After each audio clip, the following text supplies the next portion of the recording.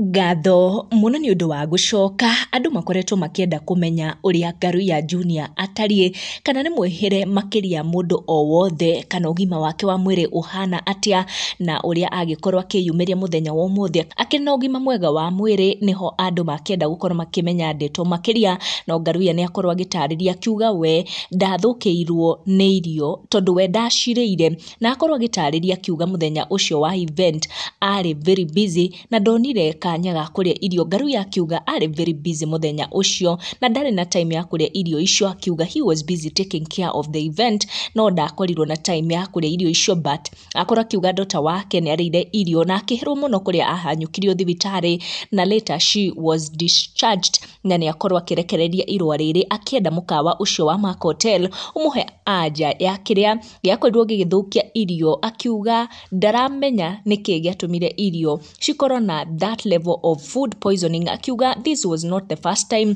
atũmĩrĩte service cia mũkawa ucio wa Mark Hotel.